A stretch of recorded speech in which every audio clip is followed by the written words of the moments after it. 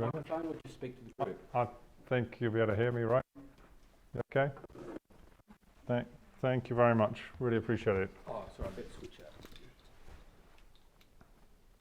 Oh yeah, if we switch over to.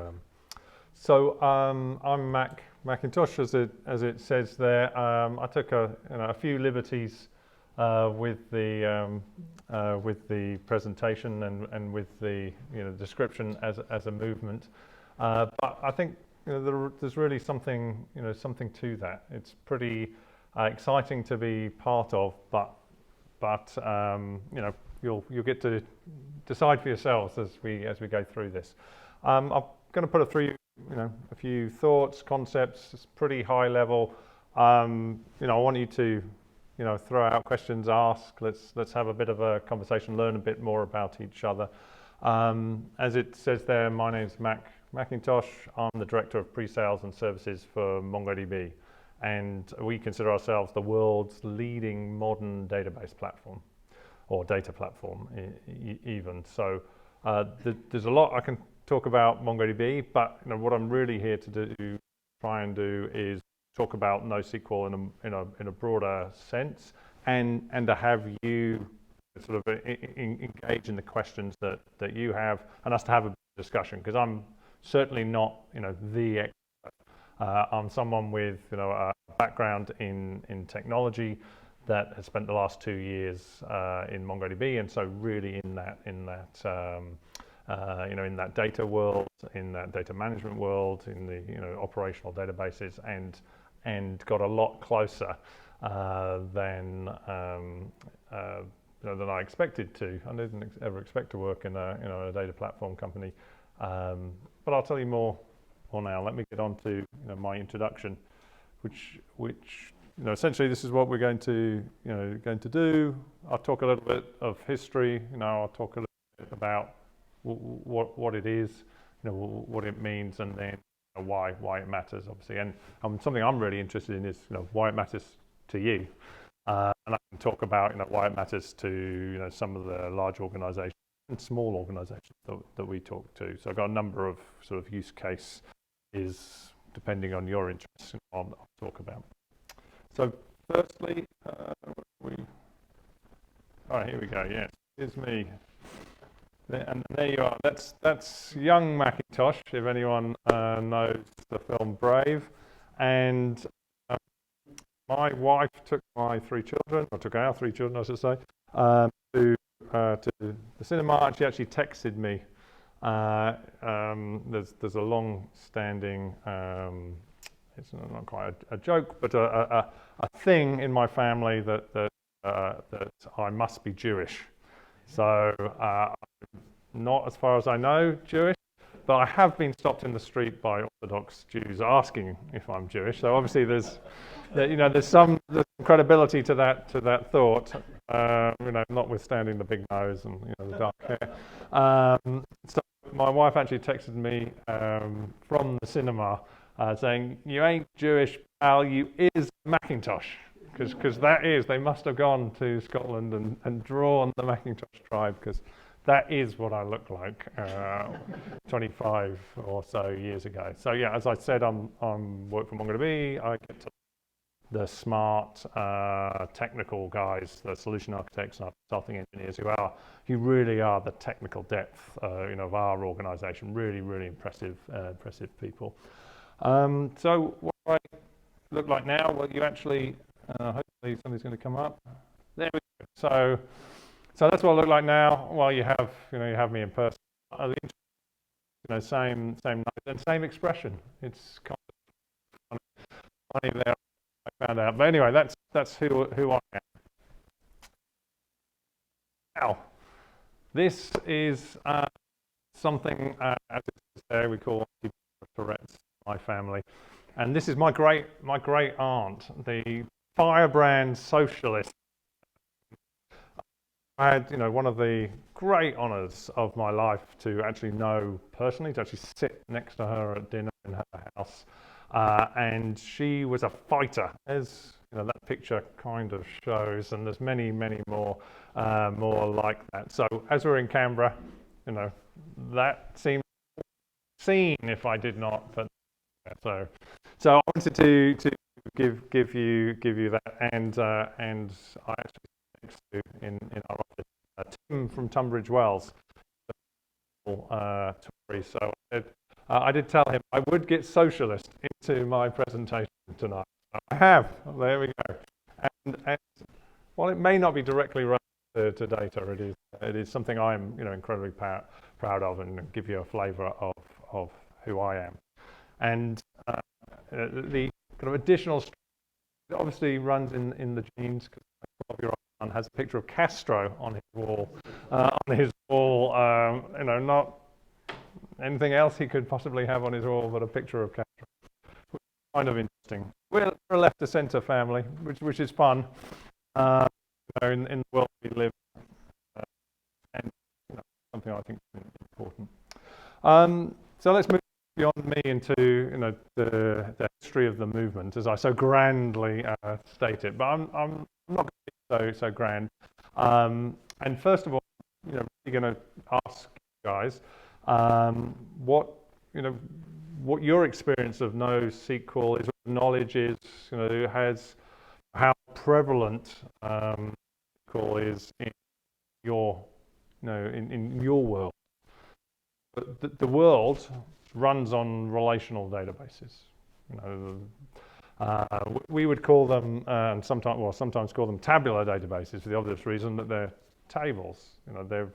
They're important. Without relational databases, the world stop. But NoSQL, in quotes, exists for a reason. So, interested if there's a reason in your companies, in your world. Anyone care to throw out anything around usage of NoSQL? No usage of NoSQL. No real knowledge.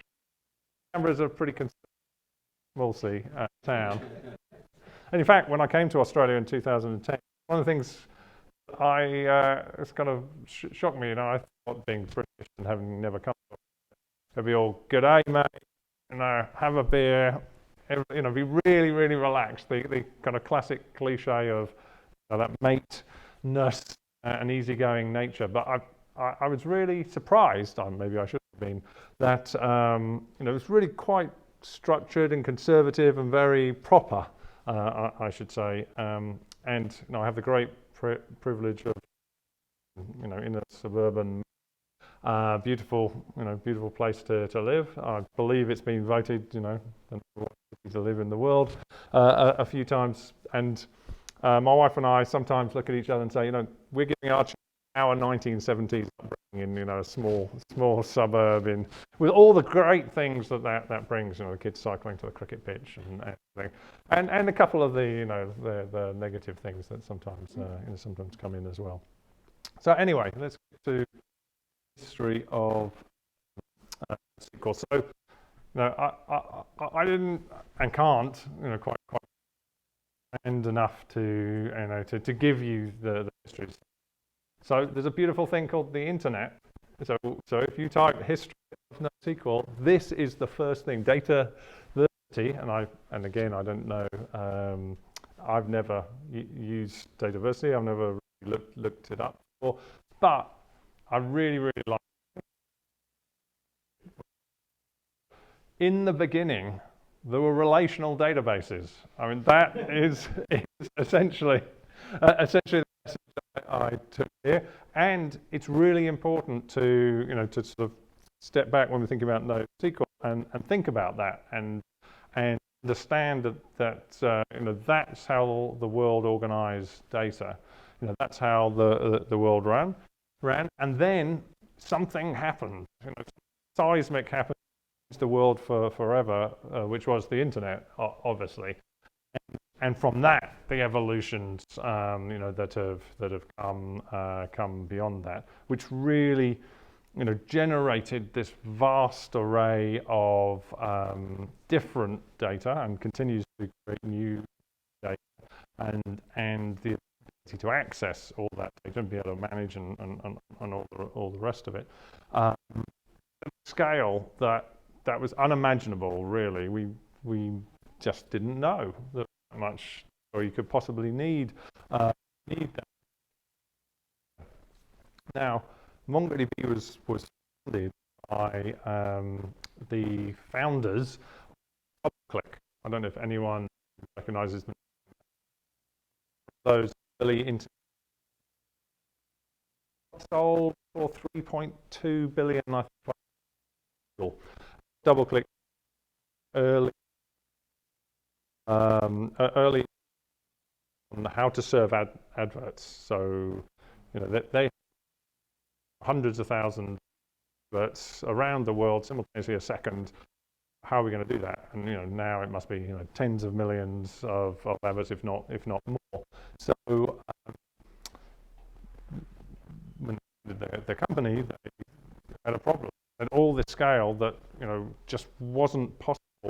And different data types had, you know, video snippets or, you know, whatever the early adverts were, and then evolved to do. So essentially, they wrote their own data store. And when they sold that company, you know, they had to work out two of them, and asked their star intern who'd built this database, "What are we going? Let's go and do something. Let's go and do something." He said, "Well, let's build a database." So that's how MongoDB was formed in the early 2000s, and there were literally hundreds of other companies and projects that have been formed. Because of that single issue. Now, relational databases haven't gone away. It wasn't the death of relational databases, but the challenge that relational databases have is their inherent tabular architecture. It is a table. It is a what's a non-distributed database word? But it's a big lump, and as you get more data, it gets bigger and bigger, and you need bigger and bigger machines, and so the cost gets more and more. And, you know, there's billions and billions of R&D, and really, really smart people working to overcome some of the inherent architecture, and you really sophisticated systems that are doing all kinds of interesting things to solve that. But it's architecture. I'm going to come on in a bit. I don't want to get ahead. You know, why NoSQL, how NoSQL address.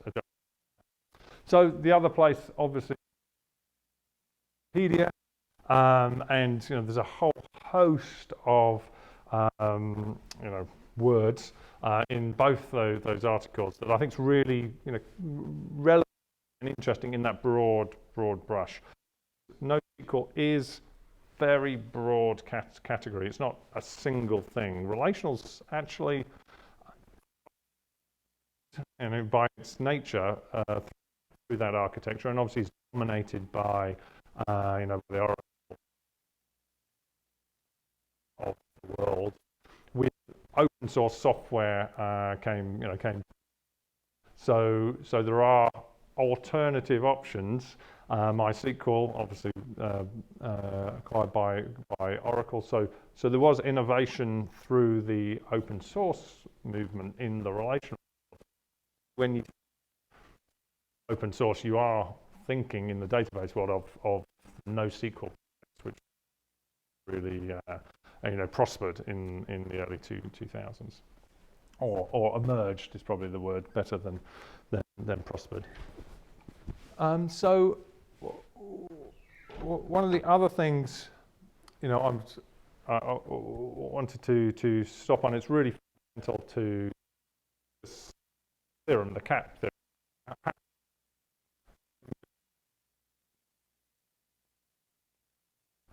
So the Cap Theorem is, you know, a really interesting thought.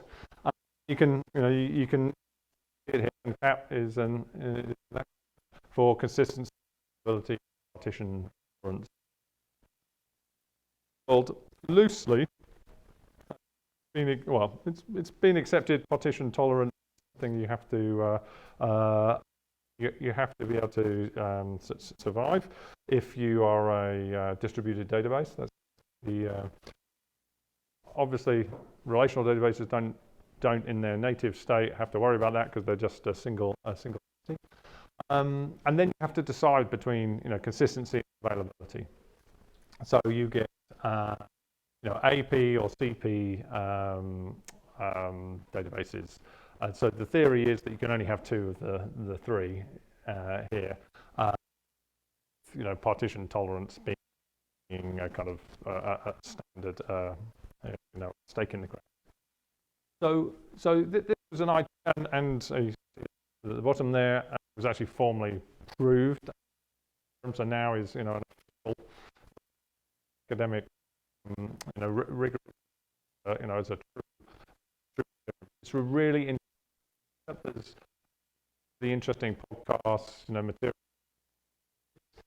It's interestingly, Eric Brewer does one on I think it's System Engineering Radio podcast. So if 45 minutes, 46 minutes, talking about how the theorem came about, what it really means, why it's important. So that's something if you're interested, definitely to and obviously Wikipedia, etc. The internet has a whole host of information for you there. So that's a really a kind of a fundamental element of NoSQL, whether you're going to deal with consistency, something that relational obviously do really well, but if having strongly consistent and vice versa, you have a failure.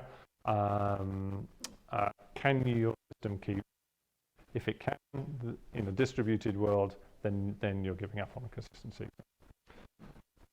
Let me go forward. I've kind of implied this already. NoSQL is just a label. It's not a thing. It's just relational. It's just not SQL. And there were literally hundreds of projects and companies that and these really fall into three main: the document, JSON, the data standards, as data or data interested. I'm sure you're aware, familiar with. I mean, how many people with JSON on as part of their roles? Yeah, a few. Yeah, right. So document model in JSON format, rich, hierarchical, flexible data model.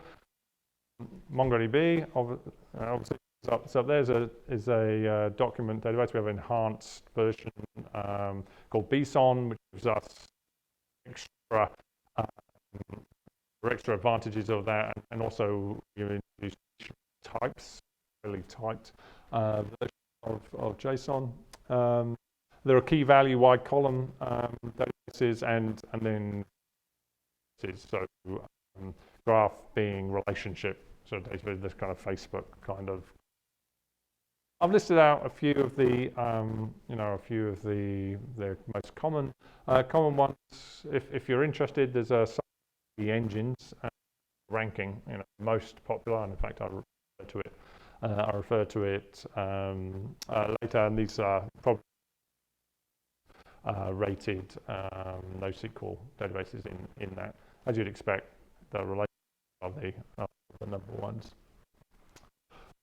So that's really what I had to say about the history. There is obviously a lot more there. So I just wanted to and see, what you wanted to see around jumping to the next level of detail about, what does this mean on a practical level? Has anyone got any questions? Perhaps for the benefit, just to provide some context. Sure, For yeah. example, I work for a a NoSQL company. Oh, cool. And like you say, back in 2001, as an example of where a business requirement emerged, was in the US intelligence community post 9/11, because you remember the 9/11 Commission report. Yeah. Talked about fragmented items of Yes. data scattered across different silos. No one knew. Yeah. And that, in our case, was, we're operating in the publishing industry, which is heavily XML based. Yeah.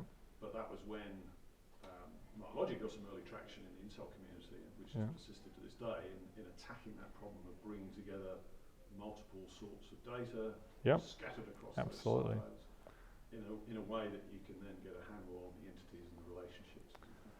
Yeah, and well, MarkLogic is interesting in that it's one of the few non-open source things. And so a different business model, a more traditional business model, which is one of the things I wasn't planning on.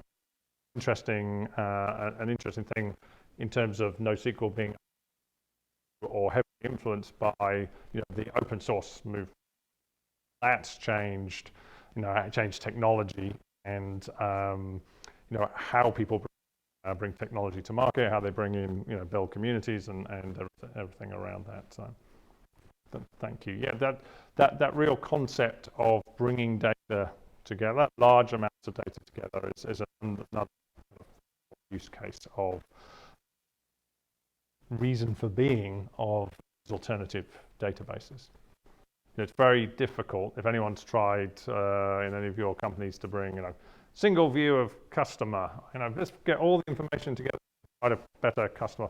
In government, obviously, single view of the citizen, all the services, all the interactions we've had. How do you do that? Highly, highly complicated when you've got as structured as relational is architecture. And anything else? No, let's barrel on then. So I'm going to talk 3 points on this chart about what is relational database. What do they bring to the table?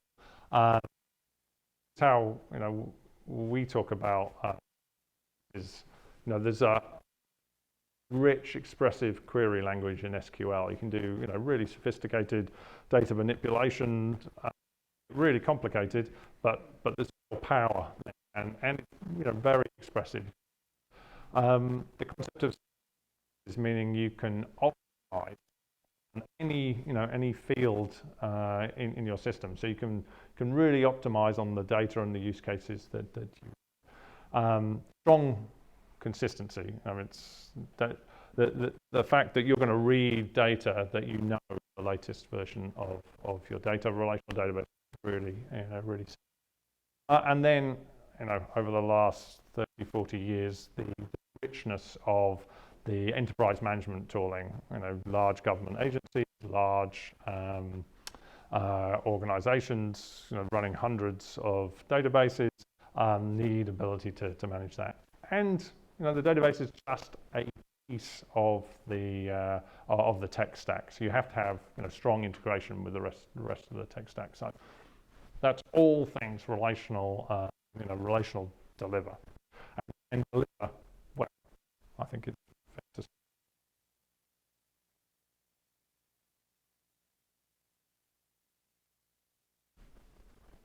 No.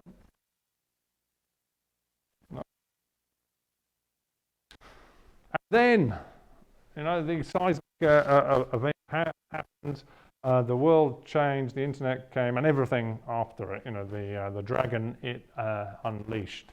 The explosion of data and data types we've talked about. The explosion of risk. There's not a day that goes by when we don't hear of some. There isn't some data breach. There isn't some some issue with that's data related. And all while things have got faster. We have to deliver faster. The whole agile movement is one thing, but there's just the consumer expectations, the speed. The companies like Amazon and the social social media networks where we can connect and transact with anyone and anything anywhere in the world.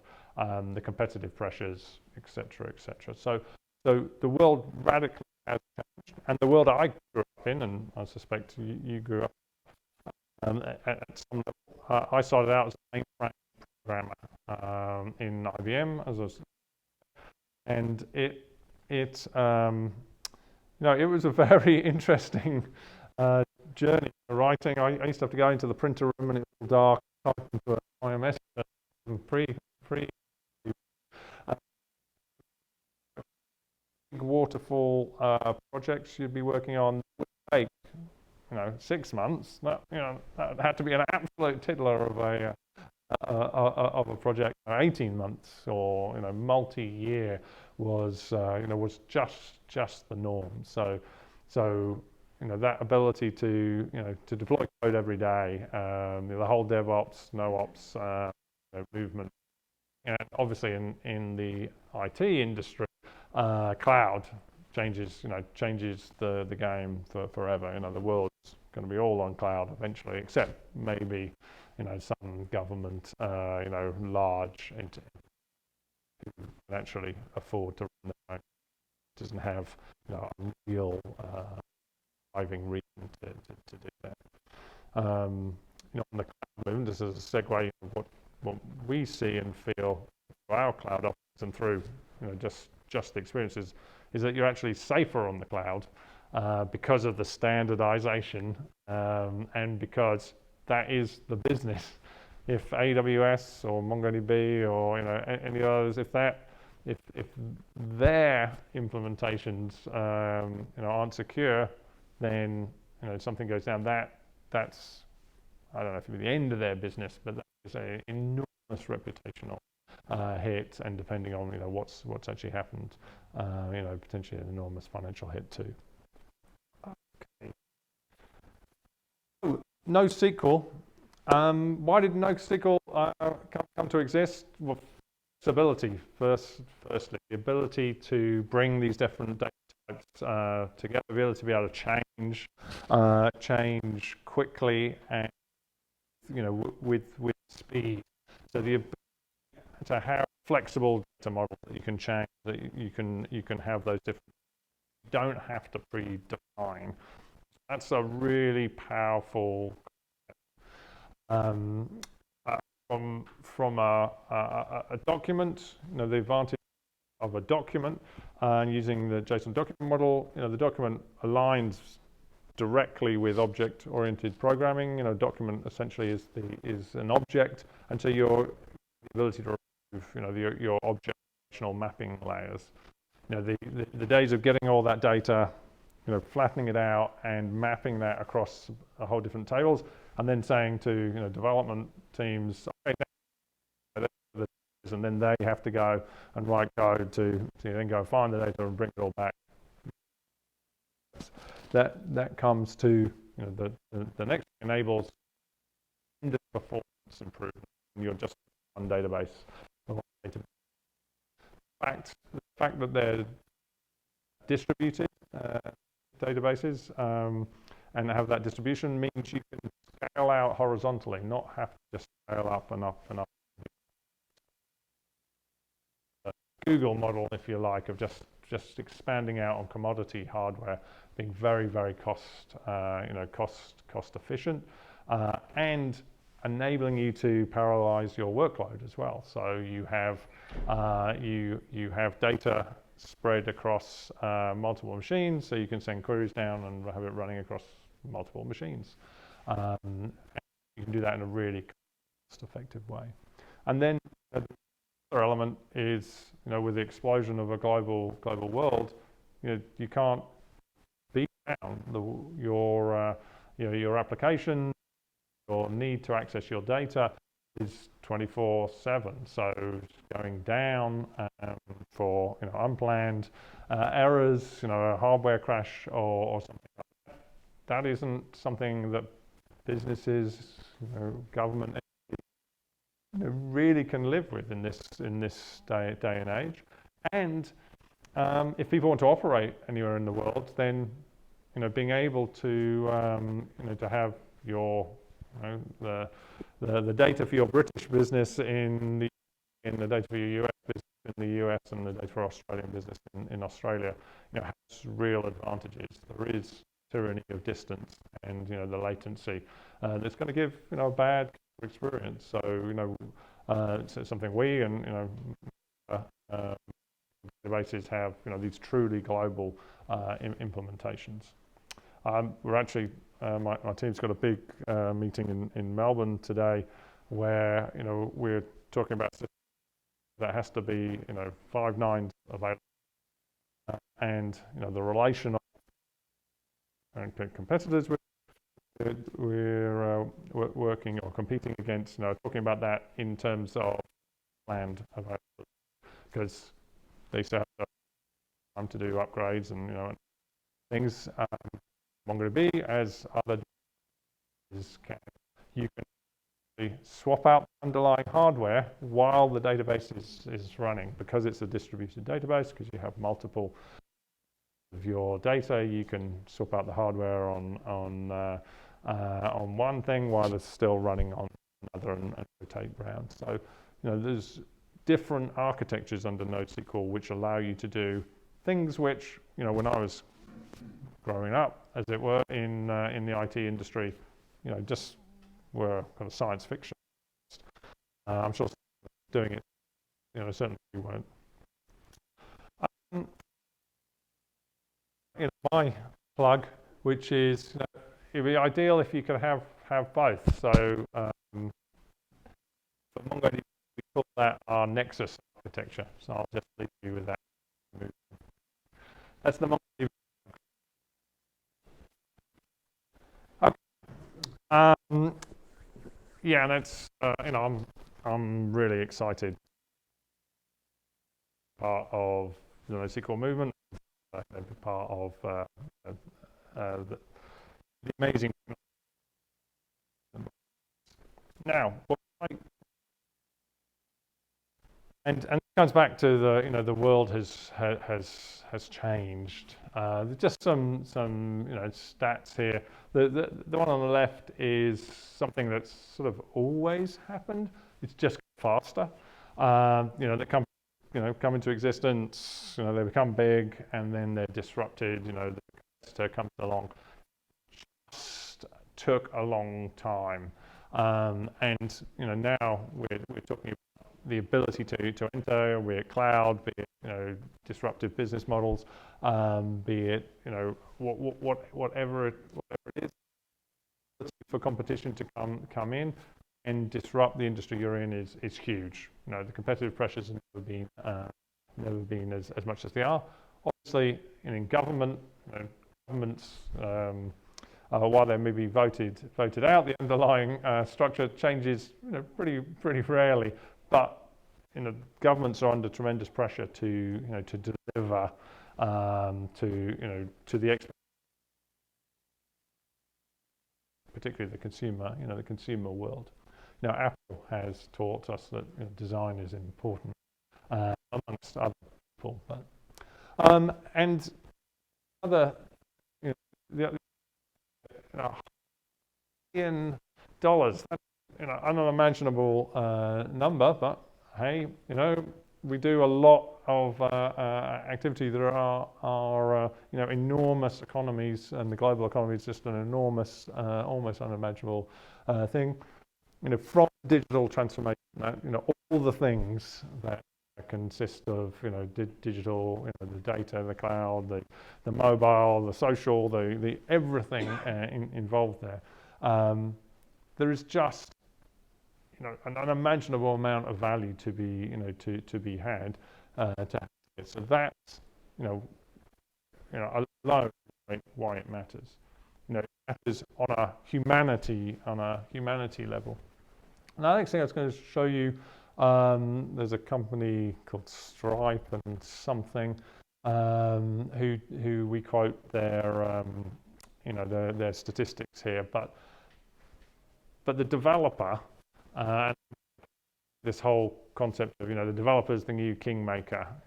Developers create the apps that change the world. The world runs on relational databases, which run, which contain the data that applications use. And you can see here, their estimate is 42% of development time spent on. Some of you probably think that's an underestimate, and if you have worked in some of the application development and maintenance organizations I've worked in, that would be true. So the ability to put the power into builders' hands, developers who are building real things, and remove barriers, make data easy to work with. It's going to drive a tremendous amount of that 100 trillion. So there's the real get out of the relational, the relational world. Then in the practical level, this chart's, this is a little bit low resolution. It's, like, I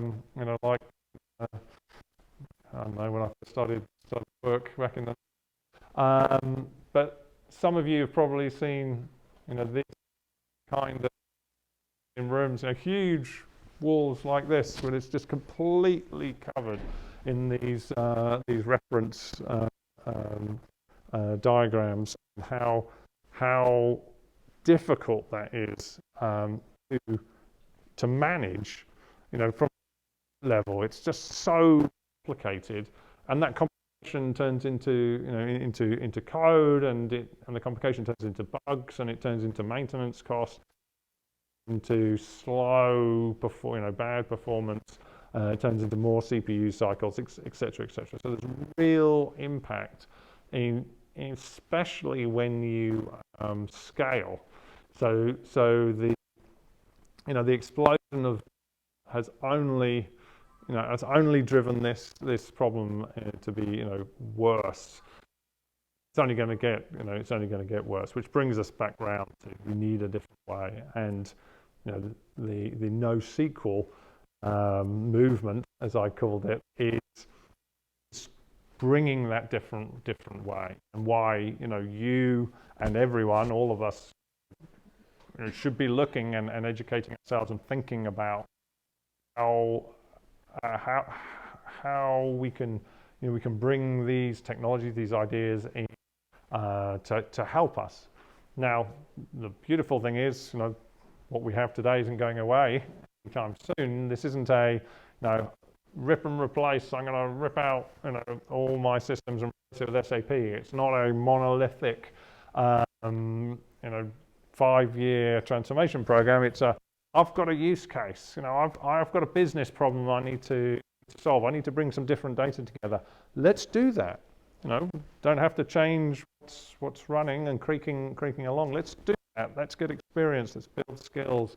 Let's prove business value, and let's move forward. Let's understand what it's like to work with a JSON, a hierarchical structure, a flat structure. The biggest problem we see when we work with clients is that hurdle come in. We've always done it this way, and it's not that people can't change. It's just we take time. We need to be told 6 times before we remember it, or whatever that statistic is. You just need to work at it. You need to do some small projects or a side project to prove this out. And again, this is where something like cloud capabilities come in, where you can do things. You don't have to buy some servers and stand up and buy some licenses. You can go and try out. Our cloud offerings is called MongoDB Atlas, but there's many other offerings out there that you can start. And we have a free tier. If you want to play, you swipe your credit card. If there's something bigger, you swipe your credit card, paying whatever it is. You shut it down. You go, on holiday, come back. So the barrier to entry to getting started, to trying something out, to doing a full project, to proving value is really low now. I don't have a lot more to say. Again, Stack Overflow is a developer portal, probably the most famous. It talks about the most wanted databases. Obviously, it's a self-serving chart here because MongoDB's at the top and has been for the last 3 years. But you can see, there's Elastic, there's Redis, MySQL, maybe Oracle, Postgres. It's all, not all, but it's 3 of the top 5 there are NoSQL. Postgres is open source. It's changed. It's changed how, it matters because what developers want is modern databases that help them. They don't get hindered, and relational databases really do hinder you. In that war for talent and change, that's an element too, which is really the point I was trying to make there.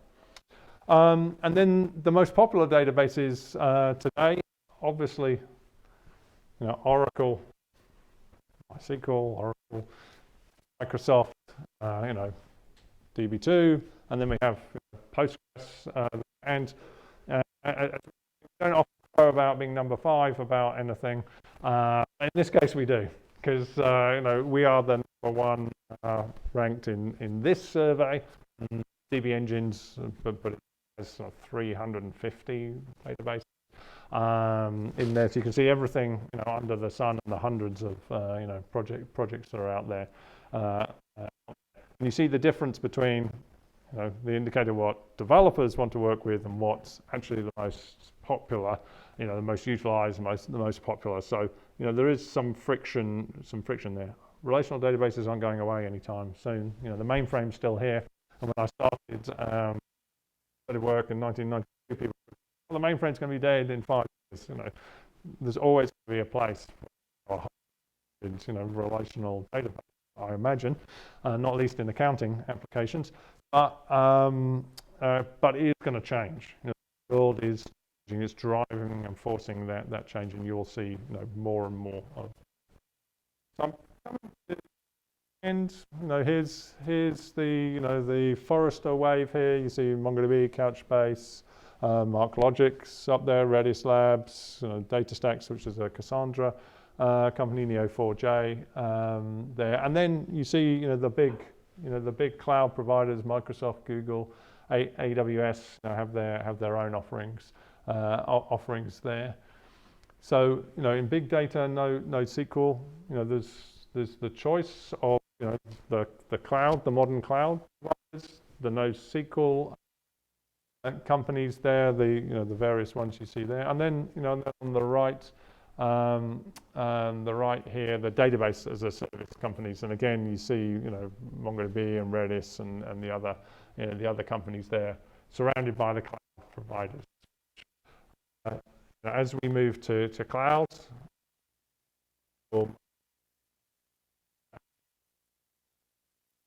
are dominating that market.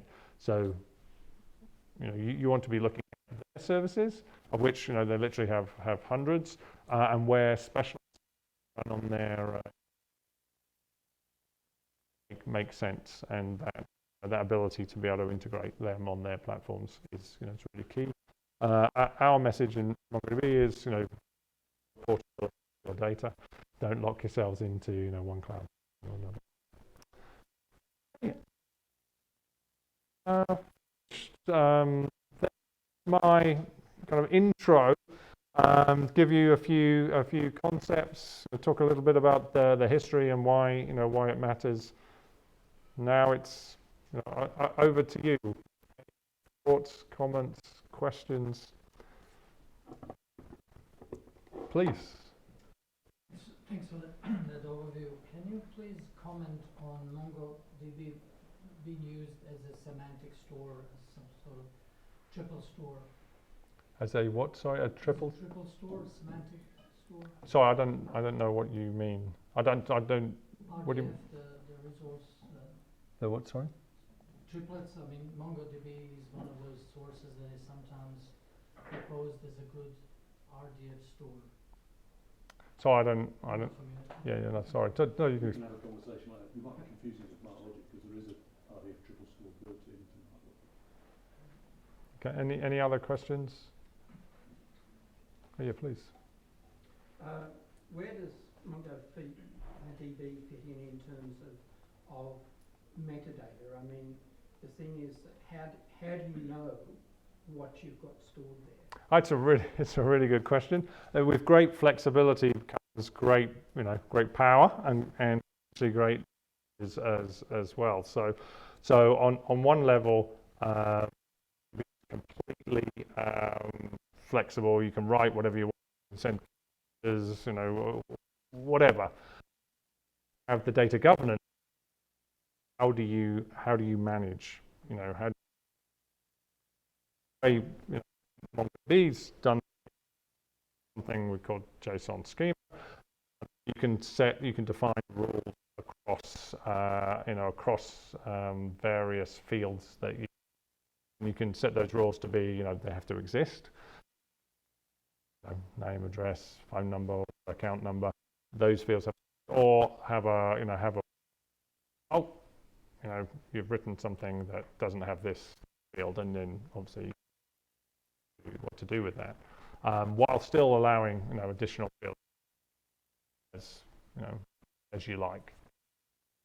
There is data governance control over any basically you're not predefining everything. You have the way MongoDB giving you that data ability. So do you think it's going to involve integrity controls that relational? Our experience has been where we don't lock down in our relational databases, if we don't lock down everything, the programmers will do things every other possible way than we ever expected. Sure. So referential integrity is a very important thing to try and keep the data pristine. In relational data, you're spreading data across tables, and you need referential integrity across your tables. One of the things that really is exciting to me, and I think probably the biggest value, beyond any of the technical values, is being able to think about your business problem, or think about your data in the context of your business problem. So the simplest view would be, I'm going to deliver a web page as a customer portal or whatever, or a citizen portal.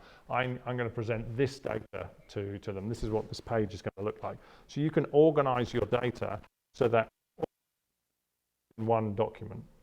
So your citizen document or your customer document has all the information that you want to present. So then there's no data anywhere else. You have organized your schema into documents which fit your business outcome that you need. So Apple's design's important. The biggest thing and mistake we see is that people are either recreating the tables that they would expect a relational schema, so that they are worrying about reference integrity rather than actually that, so that you've got everything you need in the single document, and so you're just being able to call, bring it back, and there's not a need or not as much need for that referential integrity. Because we're finding that when you want to do more with data, we're tending to want to keep our relational databases under our transactional systems. But when you want to do more with data, there seems to be a desire to put it more into the NoSQL databases in a way that those other applications that use the data can be more flexible and agile. Yes. But it's organised in a way that's more agile, so they can say, I want this extra piece of data in, it's very to add that extra. Yes, exactly. It's very, very simple. And we see that's a common use case with existing transactional data in relational models, offloading that into MongoDB or other NoSQL databases, so that they can bring other data in, so that they can in an agile way, and then over time, and it's that journey of iterating rather than saying replace we're just going to sort of rip and replace a relational database with a NoSQL database. And then over time you're saying, okay, well, we're getting all this additional value here. Why are we feeding it through a transactional database here? Why don't we just write it directly? And then ultimately starting to see people hollow out the capability over here, and over time, then you suddenly you find yourself, I've fully migrated, but without that risk and pain and uncertainty of trying to do something in a big bang mechanism. So yeah, that's often how people start, and then they evolve, and ultimately to a fully non-relational solution. How do you deal with the evolution of the document format, where you're storing it in one way, and then over time you're starting to add extra bits to it, but you haven't added extra nodes to the old? So I think you may be talking about versioning of your schemas as an example. And then there's lots of different ways you can do that. You can have a field in your document that says what version the schema is at its simplest way. So data governance doesn't go away, and in fact it's like with agile development where some of the early jokes, we just do what we want. What's the Dilbert thing is, agile, we just drink more coffee and just code and do whatever we want. Because you've got more flexibility, you need to think about your governance, your schema, your versioning of your schemas and how you do that, and have processes around that. NoSQL doesn't solve that for you. Itself, that's something we have to design up front. It's the same or similar concept to okay, so how do I know what's in my database? Well, we need some data governance for that, and this is in the same space. So are they addressing the same sorts of metadata management type problems? Like, some of the arguments I've heard is that we want to be able to more easily define a piece of data and get it in the schema and so on. And yet in government, we really want to know what that data means, how it's going to be used, collect the metadata. So there's quite a governance process before you get your field. We need to know. And we see Mongo used a lot as metadata stores for, I don't know, your video, your surveillance camera stores, or binary files, or whatever. So using Mongo to store your metadata in your system is having a metadata collection or even a separate cluster is commonplace. We still need to design that and bring the disciplines that you're talking about, saying we've defined what all these data elements are, why we want them, et cetera, and then one of the classic use cases for MongoDB, bringing different data. So you'll have metadata for 10 different sources, and being able to bring those all in really, really quickly and easily, because MongoDB is flexible. Using JSON schema to define, okay, well, these are the 10 fields or whatever it is that exist in them all, or 5, and however it works, and then we're going to store our metadata for all those fields here, and so we know what actually is going to exist. I think that answers your question. Yeah. So it's not a scary problem. It's just one you have to think about and work through and design, both. Your practical design and as well as your process.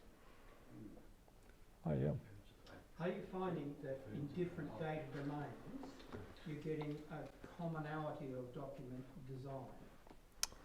I don't know. I'm not. I'm not involved in that hands-on. What we are seeing is industry use cases. Down at the actual document design level. I couldn't say. I suspect they're similar, But I haven't seen sort of an industry standard like payment structure, or whatever it might be. But yes, you definitely see the same use cases being addressed in different industries. Okay, I think we might call it. Are you going to hang around for a while? Yeah, I'll be around if you want to ask me some questions. So, like, put your hand together for Mac.